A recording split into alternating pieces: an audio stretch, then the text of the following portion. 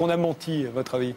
Écoutez, je pense que chaque guerre est précédée de grands médias mensonges. Et il faut, je pense, qui dans cette salle peut prétendre savoir tout ce qui se passe maintenant en Libye et avoir les preuves de tout ce qu'on nous a avancé? Je pense qu'une première chose qui est prudente, c'est de se remémorer que chaque guerre est précédée d'un grand média mensonge. Quand les États-Unis ont attaqué le Vietnam, ils ont dit que c'est parce que 2 navires vietnamiens avaient attaqué leur flotte. Après, ils ont reconnu que c'était faux. Quand on a attaqué l'Irak, on a dit que c'est parce qu'il avait des armes de destruction massive, qu'il était complice d'Al-Qaïda ou toutes sortes de choses qui se sont avérées fausses. Quand on a attaqué la Yougoslavie, on a dit que c'est parce qu'il y avait un génocide au Kosovo. Un an après, j'ai eu un débat avec le secrétaire général, le porte-parole de l'OTAN. Il a dit « Ah non, non, on n'a pas dit ça, c'était faux ». L'Afghanistan, on nous a dit que c'est parce qu'ils étaient responsables du 11 septembre. À chaque guerre, il y a un média mensonge. Après, on sait que c'est faux, mais le mal est fait. Et on sait aussi que ce sont des guerres qui poursuivent en fait d'autres objectifs et qui vont tuer beaucoup plus de gens que ce qu'on nous a dit. Je pense que ce serait important de prendre du recul, comme on vient de le faire, de remettre ça dans un contexte. Et justement, puisque vous m'avez fait l'honneur de m'inviter dans cette émission, qui est assez exceptionnelle, néanmoins, je pense que vous avez fait une erreur en m'invitant, parce que quand j'entends toutes ces choses-là, je me sens un peu un idiot. Ça fait déjà 10 fois qu'on m'explique la différence entre un bon arabe et un mauvais arabe. Et je dois être idiot parce que j'ai toujours pas compris. Quel est le critère pour l'Europe, pour les États-Unis, pour distinguer le bon arabe et le mauvais arabe? Si on songe naïvement, par exemple, c'est là où on organise des élections. Alors dans le monde arabe, il n'y en a pas beaucoup, effectivement, mais il y en a eu une. C'était en Palestine. Et qu'est-ce qu'on a fait? Le Hamas a eu 56%. Le cher président palestinien non élu ou pas réélu, qui est l'ami de l'Europe et des États-Unis, qu'est-ce qu'il a fait? Il a destitué le Premier ministre qui avait 56% et il a nommé un type qui en avait 2%. Alors là, on se dit, bon, ça c'est un mauvais arabe, il ne respecte pas les élections. Non, c'est lui le bon arabe et ceux qu'on a bombardés, c'est les Palestiniens parce qu'ils avaient mal voté. Alors on peut essayer de trouver un autre critère. On peut dire, par exemple, c'est la question des femmes. Et là, on peut dire, oui, le Hamas, sur la question des femmes, pas excellent. Mais je me souviens, pour avoir été en Irak, justement, pour voir les conséquences sur la population civile des bombes que votre camp avait lancées. Je me souviens qu'en Irak, il y avait peut-être beaucoup de choses qui n'allaient pas, mais il y avait une éducation et des soins de santé formidables. Et j'ai vu des femmes dans des ministères qui commandaient à des hommes et tout le monde trouvait ça normal. Comparé maintenant, donc, je me suis dit, ça c'est des bons Arabes. Non. Les Irakiens, vous vous souvenez, Madeleine Albright disait « Est-ce que ça vaut la peine que 500 000 enfants irakiens soient morts à cause du blocus et de l'embargo appliqué par les gens que vous admirez, les États-Unis, la France, etc. » Elle a répondu « Oui ». Donc les Irakiens qui avaient émancipé la femme, ce n'étaient pas les bons Arabes. Les bons Arabes, c'est par exemple l'Arabie Saoudite, où il est interdit à une femme d'aller, de faire des études, de voyager, d'aller à l'hôpital sans son mari, etc. Eh bien, je voudrais, mais je ne vais pas vous interrompre, mais je voudrais continuer ce point pour montrer qu'on est complètement dans l'hypocrisie et dans le 2 poids et 2 mesures. Si vous prenez un autre critère, par exemple le terrorisme, en principe, un bon Arabe, ça va être quelqu'un qui ne fait pas d'attentat. Pas de chance. Il y a un certain Ben Laden qui a fait des attentats contre un gouvernement en Afghanistan sur lesquels on pouvait dire des choses, mais qui avait émancipé les femmes. Et là, on a, Ben Laden, mauvais arabe. Alors, ah non. Le gouvernement dont vous parlez, celui de Najibullah, qui était soutenu par les soviétiques. Exactement, dans les années 80 en Afghanistan. Et donc, on va dire Ben Laden, il fait des attentats, c'est un mauvais arabe. Ah non, il est aidé, financé par M. Carter, Brzezinski, etc. À l'époque. Donc, on dit Ben Laden, mauvais arabe. Bon arabe, puisqu'il fait des attentats financés par les États-Unis. Malheureusement, après, il fait les mêmes attentats contre les États-Unis. Et donc, le bon arabe devient un mauvais arabe. Si on prend maintenant la question actuelle, la question de la violence et de la répression. On nous dit Kadhafi a tiré sur les civils, on attend les preuves, on nous dit il y a 6 000 morts, puis c'est 2 000, puis c'est 200, puis etc. Je pense qu'il est impossible dans ce genre de situation. Les gens qui disent qu'ils ont un chiffre précis, c'est pour moi des charlatans. Mais de toute façon, il y a toute une série de satellites qui ont indiqué que ce n'était pas prouvé. Je pense on ne les voit pas à la télévision, ça c'est sûr. Voilà, et on n'a pas ces choses, donc on le répète, on passe en boucle. Il faut se souvenir qu'il y a eu des médias mensonges avant. Il faut quand même se souvenir qu'avec Google maintenant, si je veux voir dans votre jardin la couleur de vos chaussures, je peux. Et les États-Unis ne seraient pas capables de nous montrer les massacres de 6000 personnes qui ont eu lieu. Michel Collomb, vous savez bien que quand vous regardez sur Google dans mon jardin, c'est il y a 6 mois que vous voyez mon jardin. Non, c'est il y a 1 heure. Non, ça a changé alors. Ouais, ça a changé. J'ai regardé récemment mon jardin, c'était il y a 6 mois. Juste un point pour conclure ce raisonnement par rapport justement à ça. Admettons même que Kadhafi ait fait des choses. C'est certainement pas un tendre et c'est pas mon modèle de dirigeant pour un pays du tiers-monde. Mais il y a une chose quand même.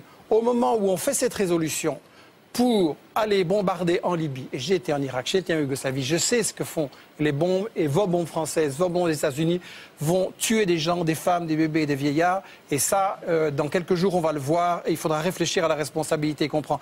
Au même moment, qu'est-ce qui se passe au Yémen? Il y a des massacres épouvantables de manifestants civils qui, ceux-là, sont vraiment désarmés, et qu'est-ce qu'on fait? Les États-Unis et la France aident le Yémen. Il se passe au Bahreïn des choses épouvantables où on tire directement sur des manifestants désarmés. Et qu'est-ce qui se passe? Ce sont les États-Unis qui l'ont organisé en envoyant 2000 Saoudiens pour aller tirer sur les manifestants désarmés. Alors je m'excuse, si on veut changer de régime, si on veut mettre fin à certaines dictatures, eh bien je peux fournir à M. Sarkozy et à Obama l'adresse où se trouve le roi Fahd, et ils n'ont qu'à commencer par celui-là. Seulement, évidemment, celui-là, c'est leur ami, il leur dit merci. Et le bon arabe, finalement, dans toute cette définition, c'est l'arabe qui est à genoux, qui donne son pétrole aux États-Unis. Et celui-là, il pourra traiter les femmes en esclaves, commettre des tortures, du terrorisme. Celui-là, on ne lui fera rien, parce qu'il dira toujours merci aux États-Unis et à M. Sarkozy. C'est bah oui. Mais de toute manière, tunisienne lance contre Ben Ali en disant on en a marre que ce type se remplit les poches et de sa répression et de ses violences, à ce moment-là, que fait votre ministre? Elle propose ses flics pour aller aider à matraquer les manifestants. Si vous voulez me faire dire que le gouvernement et Ben français... Ali, la France, je m'excuse, l'a protégé jusqu'au pied de l'avion qui l'emmenait. Et là, tout d'un coup, vous me dites que toucher... Kadhafi est allé trop loin. Je vous laisserai parler, mais si vous voulez me laisser gentiment terminer... Et vous dites des choses incroyables et d'une simplicité biblique. Je dis des choses qui ne sont pas à la télévision tous les jours, comme ce que vous avez dit. Et c'est pour ça que ça peut prendre... On ira plus vite si on ne va pas ensemble. Et c'est pour ça que ça peut prendre un peu de temps pour que ça puisse être expliqué aux gens. Après tout, ce sont des choses qu'on ne dit absolument pas dans les journaux télévisés. Donc je voudrais quand même dire une chose. Votre gouvernement qui protège... C'est aussi le vôtre, en fait. Il est belge. Il est belge. Ah, vous êtes belge. Pardonnez-moi, je suis belge, personne n'est parfait. Et si on veut aller au fond des choses... si vous ne coupez pas, je pense que le spectateur aura plus de chances de se faire une idée des deux positions. En fait, les États-Unis et la France ont essayé de protéger Ben Ali et Moubarak jusqu'à la dernière seconde. Et le cas d'Gaddafi est légèrement différent parce que, oui, c'est un dictateur, oui, c'est un corrompu, oui, il y a des comptes en Suisse, mais d'un autre côté, il a nationalisé le pétrole et là, il a déplu à Exxon, à Total et à BP. Il a soutenu les Palestiniens et là, il a déplu aussi. Et ce qui se passe...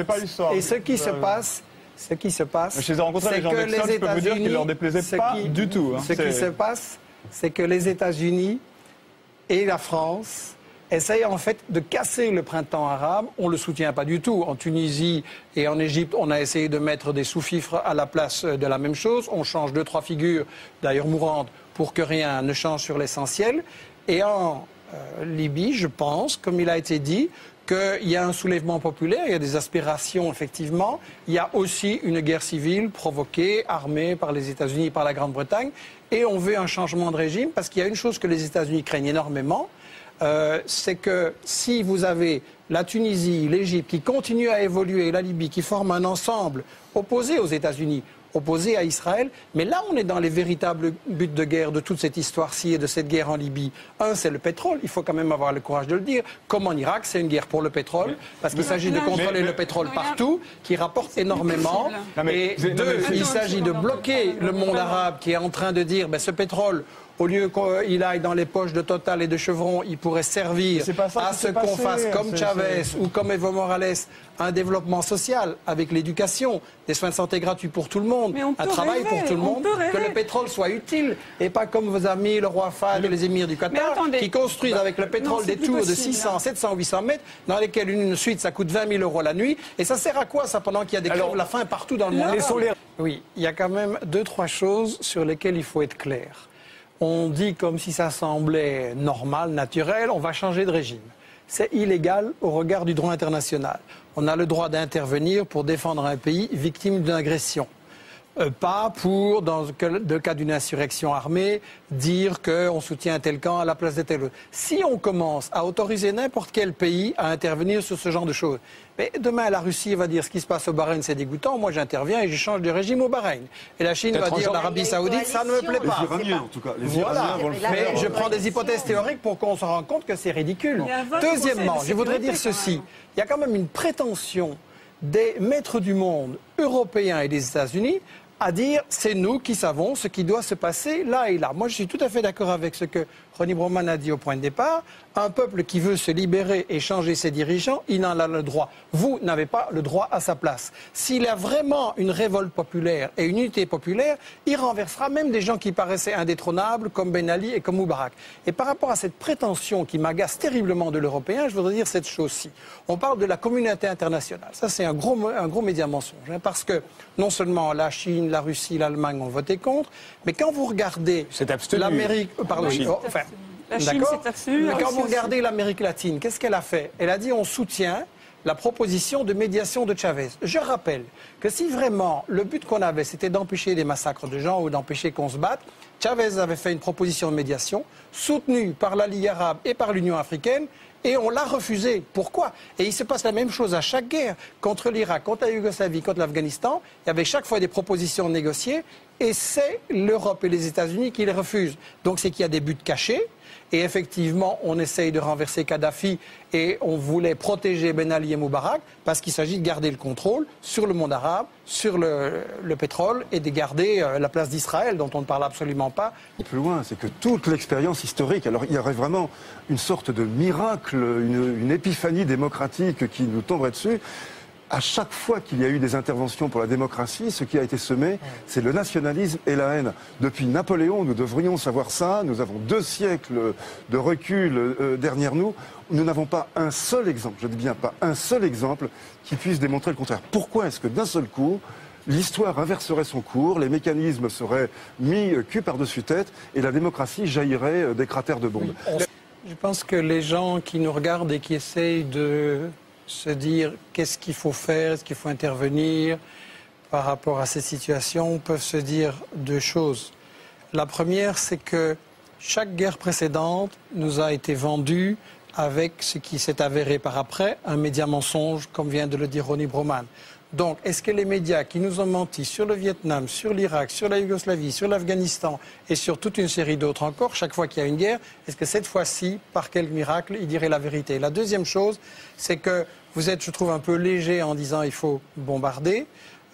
Pour avoir été en Irak et en Yougoslavie, je vois les conséquences, je vois ce que ça veut dire comme souffrance pour des populations. Je pense que les Français et les Européens doivent se poser la question, est-ce que j'accepte qu'on bombarde en mon nom ces populations? Et est-ce que dans tous les pays où l'Europe et les États-Unis ont bombardé, est-ce que ça va mieux maintenant? En Irak, il y avait dans les années 80, il y avait dans les... Je vous ai pas interrompu. Repartez pas parce que j'ai terminé vite. Oui, très vite. Si on ne m'interrompt pas, ça ira très vite. En Irak, le pays avait été libéré de l'analphabétisme dans les années 80. Maintenant, vous avez 40% d'enfants qui ne vont plus à l'école et vous avez un Irakien sur 6 qui est analphabète. En Afghanistan, le trafic de drogue a explosé. Au Kosovo, c'est devenu la plaque tournante du trafic de drogue, du trafic de femmes vers l'Europe, etc. C'est pire parce que les États-Unis et l'Europe ne sont pas la solution à ces problèmes. Ils sont généralement la cause. Ils sont le problème eux-mêmes.